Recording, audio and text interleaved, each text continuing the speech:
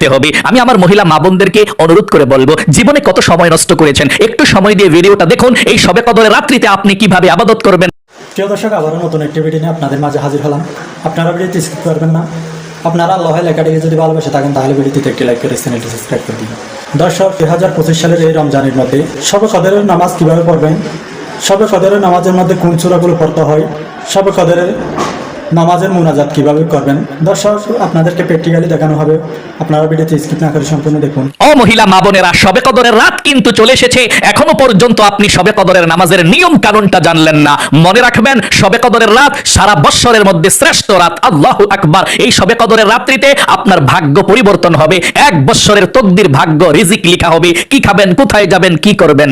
এবং শবে কদরের রাত্রিতে আল্লাহ প্রথম আসমানের মধ্যে চলে আসে, সারা রাত ডেকে ডেকে বলতে থাকে, কি প্রয়োজন আমার কাছে চাও, টাকা পয়সার প্রয়োজন, রিজিকের প্রয়োজন চাও, জীবনে গুনাহ করেছো আমার কাছে ক্ষমা চাও, অসুস্থ আছো বল আমি সুস্থ করে দেব। নবীজি বলেছেন, সারা রাত পর্যন্ত আল্লাহ ডেকে ডেকে বলতে থাকে, যার যা প্রয়োজন আল্লাহ তাকে তা দিয়ে দেয় আল্লাহর কাছে চাইলে। তাই অবশ্যই মহিলা মা বোনেরা, আপনারা কিভাবে বাসা বাড়িতে শবে কদরের নামাজটা একেবারে সহজ নিয়মে আদায় করবেন। অবশ্যই ভাগ্যকে পরিবর্তন করতে চাইলে শবে কদরের রাত্রিতে আপনি ইবাদত করতে হবে। এখন আমি আপনাদেরকে বলে দেব শবে কদর কবে, কত তারিখে আপনি নিজেই জানতে পারবেন। আল্লাহ রসুল নির্দিষ্টভাবে 100% গ্যারান্টি দিয়ে বলে নাই শবে কদর অমুক রাত্রিতে। নবীজি বলেছেন, রমজানটাকে 3 ভাগ করা হয়েছে, রহমতের 10 দিন, মাগফিরাতের 10 দিন এবং নাজাতের 10 দিন। রমজানের 2 ভাগ যখন শেষ হয়ে যায় 20 দিন, রমজানের শেষের 10 দিন যে থাকে বাকি, এই 10 দিন, রমজানের শেষের 10 দিন যে বাকি থাকে, এই 10 দিন বেজর রাত্রিতে শবে কদর তালাশ করার জন্য আল্লাহ রসুল আমাদেরকে বলেছেন। মানে রমজানের বেজর রাত্রি শেষের 10 দিনের, যেমন 21তম বেজর রাত্রি রমজানের, 23তম বেজর রাত্রি, 25তম বেজর রাত্রি এবং 27তম বেজর রাত্রিতে তো আমরা শবে কদরই পালন করি, তাই না? এটা সবাই জানি আমরা, কিন্তু আর বাকিগুলো অনেকে জানা নাই। এবং 29তম বেজর রাত্রি, এই বেজর রাত্রিতে আপনি শবে কদর তালাশ করতে হবে। মানে 4 রাকাত 6 রাকাত নামাজ পড়ে একটু মুনাজাত করে ঘুমিয়ে যাবেন, বেশি করতে হবে না। আর যেদিন বেশি আলেম ওলামারা যেদিন সাপোর্ট করেছেন যে ওই দিন শবে কদর হতে পারে, এটা হচ্ছে 27এর সময়, যেটা শবে কদর আপনি জানেন বাংলাদেশের মধ্যে বা ইন্ডিয়াতে শবে কদর নামে পরিচিত, ওইটা তো সবাই জানি।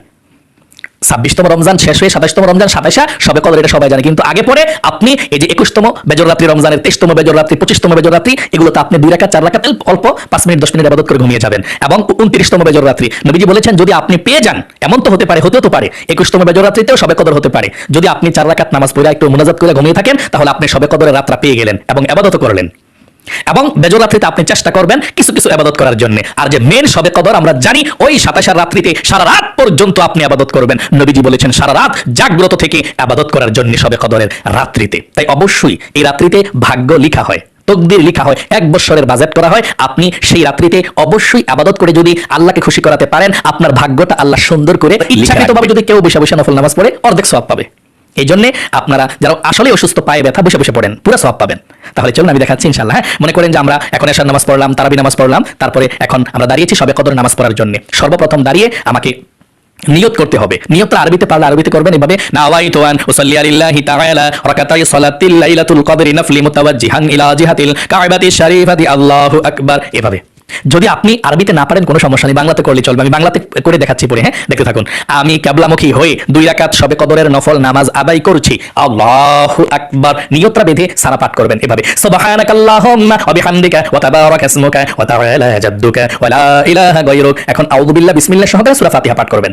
আউযু বিল্লাহি মিনাশ শাইতানির রাজীম, বিসমিল্লাহির রহমানির রহিম, আলহামদুলিল্লাহি রাব্বিল আলামিন, আর রহমানির রহিম, মালিকি ইয়াউমিদ্দিন, ইয়্যাকা না'বুদু ওয়া ইয়্যাকা নাস্তাঈন, ইহদিনাস সিরাতাল মুস্তাকিম, সিরাতাল লাযীনা আন'আমতা আলাইহিম গায়রিল মাগদুবি আলাইহিম ওয়ালাদ-দাল্লিন, আমিন। এখন বিসমিল্লাহ পাঠ করে আপনি যে কোনো একটি সূরা পড়লে চলবে, আলাম তারা পড়লে চলবে, তাব্বাত ইয়াদা, কুল হুয়াল্লাহ, আপনার যেটা ভালো লাগে সেটা। তবে যদি পারেন সূরা কদর প্রথম রাকাতে পড়বেন এভাবে, বিসমিল্লাহির রহমানির রহিম, ইন্না আনজালনাহু ফি লাইলাতিল কদর ওয়া মা আদরাকা মা লাইলাতুল কদর, লাইলাতুল কদরি খায়রুম মিন আলফি শাহর, তানাজ্জালুল মালায়েকাতু ওয়ার রূহু ফিহা বিইذনি রাব্বিহিম মিন কুল্লি আমর, সালামুন হিয়া হাত্তা মাতলাইল ফাজর। এভাবে পড়বেন। সূরা কদরটা না পারলে যে কোনো একটা পড়লে চলবে, আমরা সূরা কদরটা পড়েছি। এখন রুকুতে চলে যাবেন। আল্লাহু আকবার। রুকুতে 3 বার পড়তে হবে সুবহানা রাব্বিয়াল আযীম, সুবহানা রাব্বিয়াল আযীম, সুবহানা রাব্বিয়াল আযীম। রুকু থেকে উঠিবার সময় সামিআল্লাহু লিমান হামিদা, সোজা হয়ে দাঁড়িয়ে রব্বানা লাকাল হামদ। তারপর সিজদায় চলে যাবেন, আল্লাহু আকবার। সিজদায় গিয়ে 3 বার পড়বেন সুবহানা রাব্বিয়াল আ'লা, সুবহানা রাব্বিয়াল আ'লা, সুবহানা রাব্বিয়াল আ'লা, আল্লাহু আকবার। 2 সিজদার মাঝখানে সোজা হয়ে বসে একটু দেরি করবেন, তারপরে আবার সিজদায় চলে যাবেন, আল্লাহু আকবার। সিজদায় আবারও 3 বার সুবহানা রাব্বিয়াল আ'লা, সুবহানা রাব্বিয়াল আ'লা, সুবহানা রাব্বিয়াল আ'লা, আল্লাহু আকবার। দ্বিতীয় রাকাতের জন্য আমরা দাঁড়িয়েছি 1 রাকাত পড়ে। এখন বিসমিল্লাহ পড়ে সূরা ফাতিহা পড়তে হবে। বিসমিল্লাহির রহমানির রহিম, আলহামদুলিল্লাহি রাব্বিল আলামিন, আর রহমানির রহিম, মালিকি ইয়াউমিদ্দিন, ইয়াকা না'বুদু ওয়া ইয়াকা নাস্তাঈন, ইহদিনাস সিরাতাল মুস্তাকিম, সিরাতাল লাযীনা আন'আমতা আলাইহিম, গায়রিল মাগদুবি আলাইহিম ওয়ালাদ-দাল্লিন,